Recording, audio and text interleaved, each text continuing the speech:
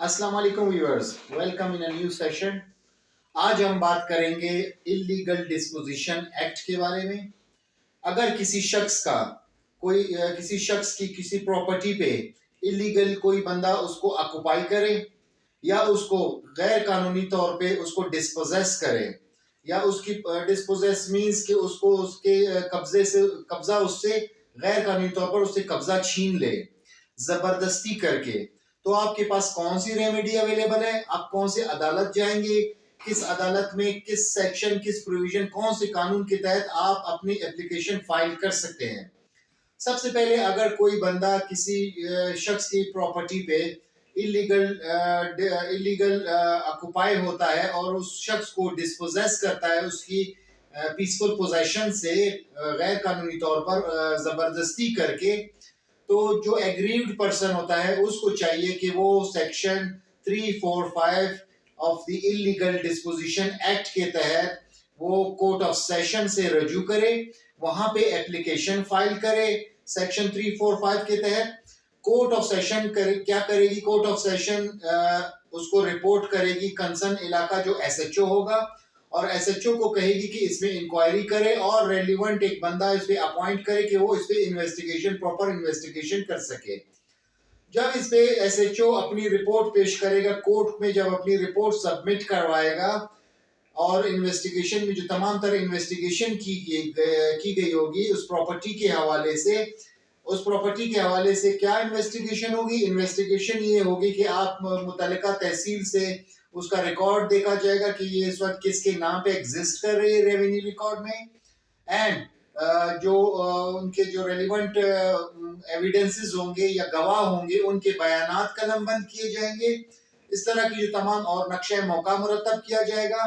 ये तमाम तरह एक फाइल बनके एक रिकॉर्ड बनके कोर्ट में आके सबमिट हो जाती है।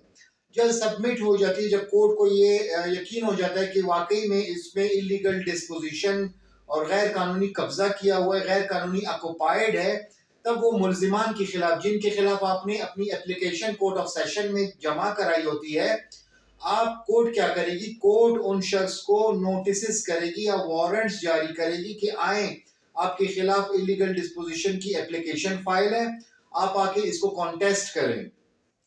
जब वो लोग आते हैं कोर्ट में, उनको बाकायदा तौर पे कॉपीज प्रोवाइड कर दी जाती है। जब कॉपीज प्रोवाइड कर दी जाती है, उन तमाम तरह इन्वेस्टिगेशन में जो रिकॉर्ड बनाया होता है उनकी कॉपीज प्रोवाइड कर दी जाती है और उनको कोर्ट डायरेक्शंस देती है कि आप श्योरिटीज जमा कराएं। कोर्ट श्योरिटी के लिए उनको कहती है कि इतना श्योरिटी आप श्योरिटी बॉन्ड्स जमा कराएं। श्योरिटी बॉन्ड्स जमा कराने के बाद बाकायदा तौर पे ट्रायल स्टार्ट होता है। बाकायदा तौर पे एविडेंसेस को कॉल किया जाता है, गवाहों को कॉल किया जाता है, और लास्ट में जब एप्लीकांट के या जो पिटिशनर होता है उनकी हद तक जब गवाह कंक्लूड हो जाते हैं, एविडेंसेस कंप्लीट हो जाती है, तो मौका दिया जाता है मुल्जिमान को कि आप अपने एविडेंसेस प्रोड्यूस करें। अगर वो चाहते हैं तो वो अपने एविडेंसेस प्रोड्यूस करेंगे, अगर नहीं चाहते तो 342 सीआरपीसी के तहत उनकी अपनी जो उनका अपना बयान होता है, स्टेटमेंट होता है, वो रिकॉर्ड किया जाता है।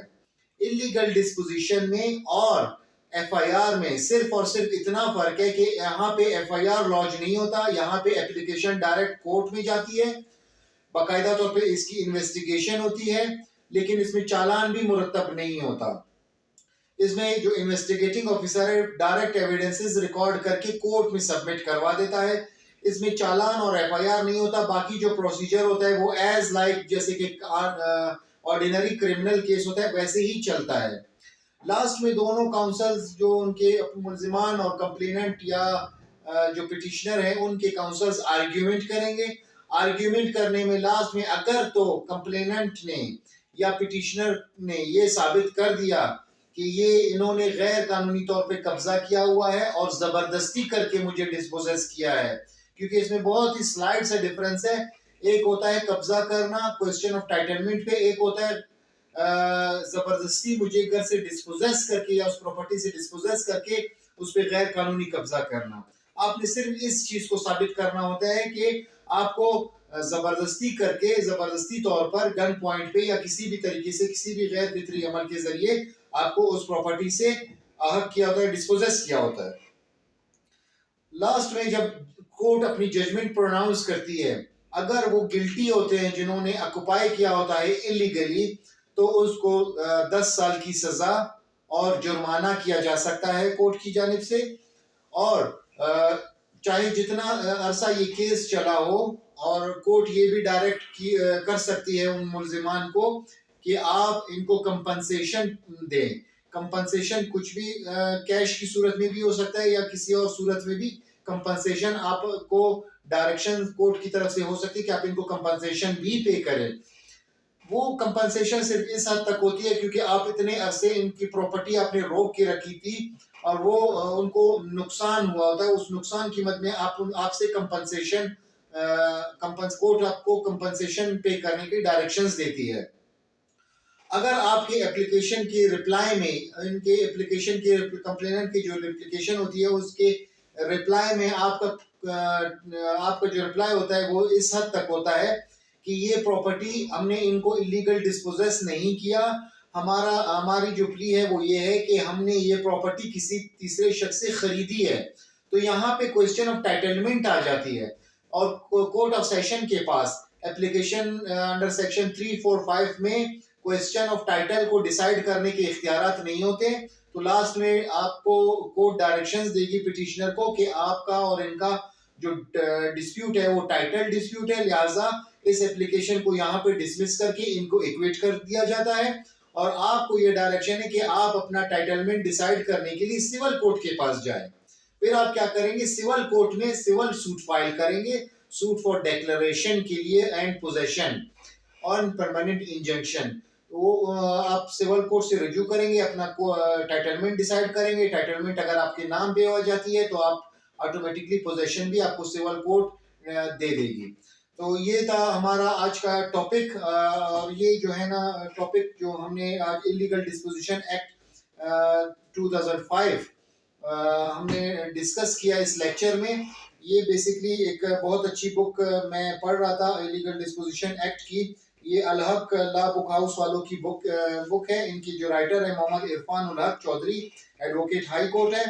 तो आप लोग अगर इनका जो मटेरियल है, ये मटेरियल भी बहुत अच्छा मटेरियल है, बहुत अच्छे पेजेस हैं और बहुत प्यारा लिखा हुआ है इसमें। वकला साहिबान के लिए और हमारे जो स्टूडेंट हजरात हैं इनके लिए बहुत मुफीद साबित होगी। इनका जो एड्रेस है वो है G1 ग्राउंड फ्लोर जिना टावर 7/8 रनर रोड लाहौर। इनसे आप ये बुक परचेज करके इनसे आप तैयारी भी कर सकते हैं एग्जाम के हवाले से और कोर्ट प्रिपरेशन के हवाले से। Thank you very much.